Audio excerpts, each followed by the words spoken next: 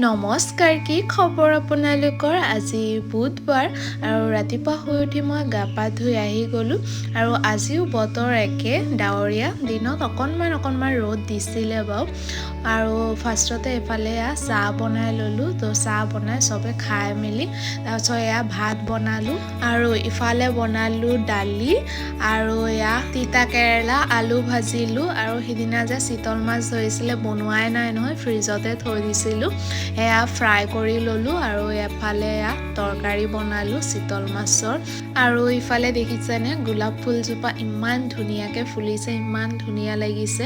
আৰু আমাৰ ইফালে কপৌ ফুলখিনিও লাহে লাহে ডাঙৰ হৈছে আৰু বিহুলৈ একদম ফুলি যাব ধুনীয়াকৈ। মানুহজনে ৰাতিপুৱা এফালে গৈছিলে, তাৰপাছত আহি গা পা ধুই ভাত খালে। তাৰপাছত মানুহজনৰ লগতে ওলাই আহিছোঁ মই। এতিয়া 1টামান বাজিছে আৰু মই যাম অকণমান পাৰ্লাৰত চুলিখিনি কাটিম আৰু থ্ৰেডিং কৰিম। তাৰ আগতে মই খুৰাৰ দোকানত আহি ক্ৰীম এটা ল'বলৈ আছিলে, লৈ ল'লোঁ। তাৰপাছত মই আহিলোঁ পাৰ্লাৰত আৰু ফাৰ্ষ্টতে থ্ৰেডিংটো কৰি ল'লোঁ। তাৰপিছত হেয়াৰ কাটিং চলি আছে। হেয়াৰ কাট কৰি ভাবিলোঁ স্পা কৰি লওঁ, হেয়াৰ স্পা এটা কৰিলোঁ।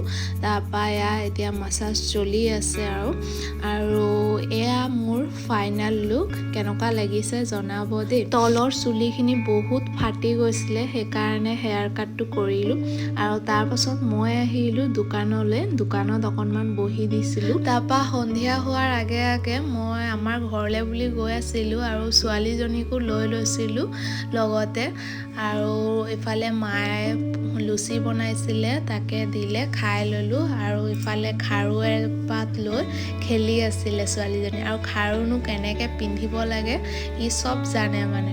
তো খাৰু লৈয়ে তাৰ লগত অকণমান খেলিলোঁ। তাৰপিছত মানুহজনে ৰাতি দোকানৰ পৰা ঘৰ যাওঁতে গৈ আছোঁ আৰু ৰাতি দেখিছেনে ইমান গাজনি মাৰি বৰষুণ দিছে, বহুত ডাঙৰকৈ বৰষুণ দি আছিলে।